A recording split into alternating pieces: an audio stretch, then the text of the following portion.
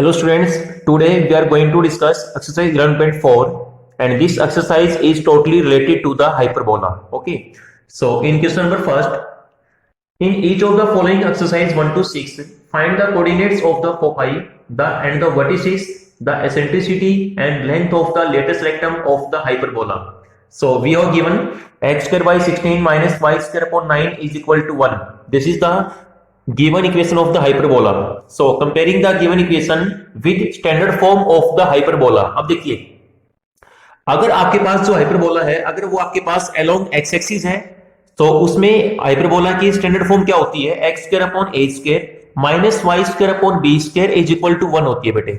Ellipse के case में क्या होता था? X square upon a square plus y square upon b square is equal to 1 होती थी। But in case of hyperbola इसमें क्या है? बीच में आपका नेगेटिव साइन यहाँ पे आएगा। सो after comparison, what you will get a square equal to 16 and b square is equal to 9. Now using the standard relation in case of ellipse, हम इसको पहले भी डिस्कस कर चुके हैं। उसमें क्या होता था? c square is equal to a square minus b square होता था, ठीक है ना, इसमें ellipse के केस में।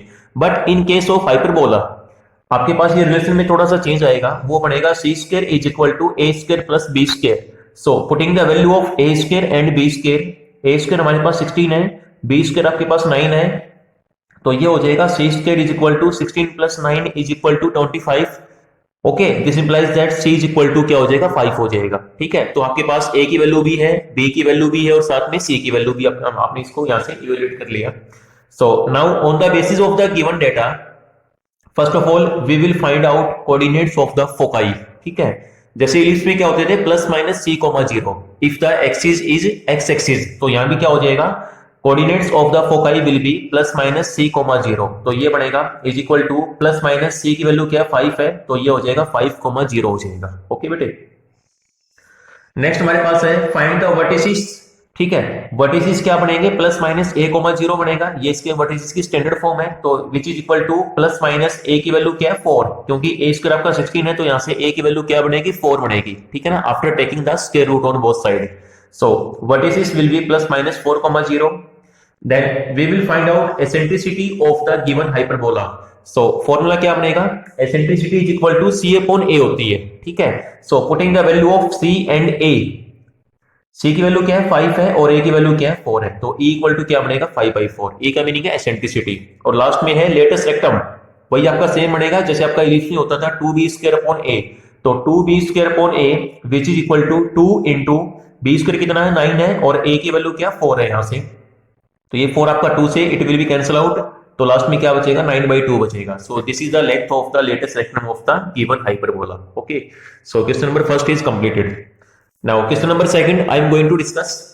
इन question number second we have given y square upon 9 minus x square upon 27 is equal to 1। अब देखो बेटे, क्वेश्चन नंबर फर्स्ट में आपके पास जो एक्सिस थी वो क्या थी? एक्स एक्सिस थी, ठीक है ना, हाइपरबोला की जो एक्सिस थी।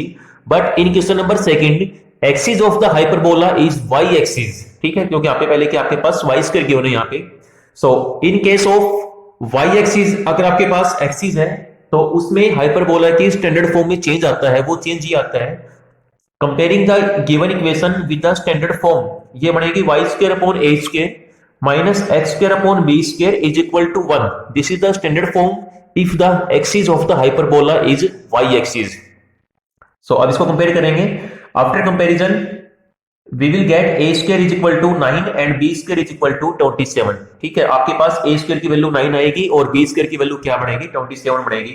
Now again using the standard relation that which we have used in the question number first also, c square equal to a square plus b square.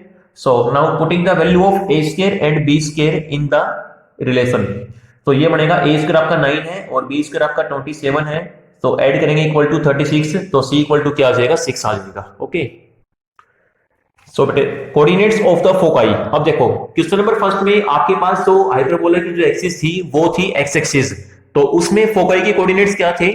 Plus minus C comma 0 होता था, क्योंकि X axis पे Y coordinate आपका हमेशा 0 होता है। ठीक है, but in question number second axis of the parabola is Y axis, so coordinates of the foci will be 0 plus minus सी।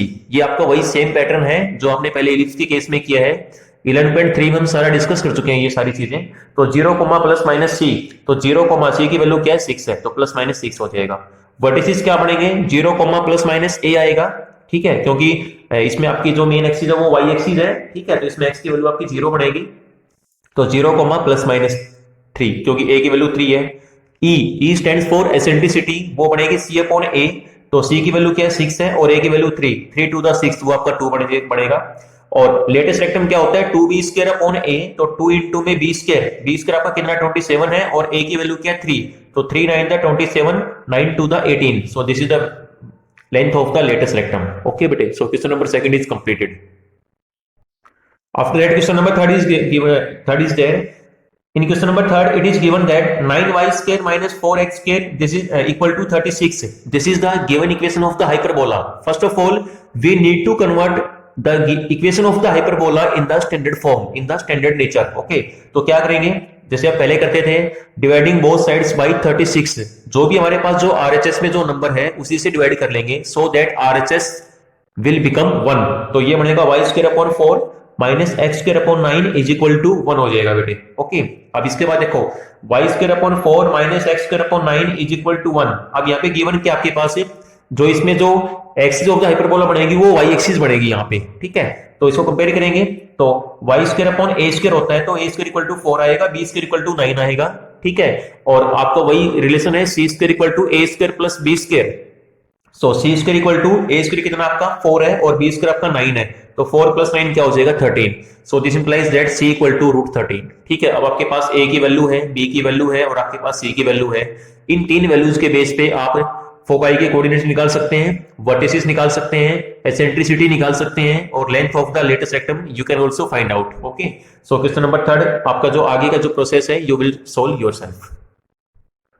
सो बेटे क्वेश्चन नंबर 4, 5 एंड 6 ये बिल्कुल आपके सेम पैटर्न पे हैं as we have discuss earlier also. So question number 4 to 6 you will solve yourself. After that I am going to discuss question number 7. In question number 7 we have given that आपके पास given है vertices, आपके पास given है plus minus 2,0 और साथ में foci given है plus minus 3,0। These are the coordinates of the vertices and these are the coordinates of the foci. Okay, तो देखिए अब यहाँ पे जो फोकाई है वो प्लस माइनस c,0 की फॉर्म की है और वर्टिसेस क्या है प्लस माइनस a,0। तो इसमें जो एक्सिस ऑफ हाइपरबोला क्या बनेगी एक्स एक्सिस बनेगी। ओके, तो यहाँ पे a की वैल्यू क्या है 2 है यहाँ पे और c की वैल्यू क्या है 3 है यहाँ पे। अब आपके पास रिलेशन क्या होता है c square equal to a square plus b square होता है। So putting the value of a square and c square you will get b square. तो पुट करेंगे c स्क्वायर आपका 9 हो जाएगा is equal to a square आपका 4 और plus का b स्क्वायर, तो 9 माइनस 4 क्या बचेगा 5 बचेगा, तो b स्क्वायर इक्वल टू 5 है। ओके, आपको निकालना क्या है we need to find the equation of the required equation of the hyperbola. तो ये बनेगा x square upon a square, a आपका 2 है तो a स्क्वायर बनेगा 4 minus y square upon b square आपका 5 है और इज इक्वल टू क्या हो जाएगा 1 हो जाएगा, ठीक है बेटे। उसके बाद question number 8 and question number 9 you will solve, you will try yourself. अगर डाउट रहता है then you will discuss in the Zoom class. Okay, so today with the help of this video you will solve question number 1 to 9 of exercise 11.4 in your fair notebook. So thank you so much.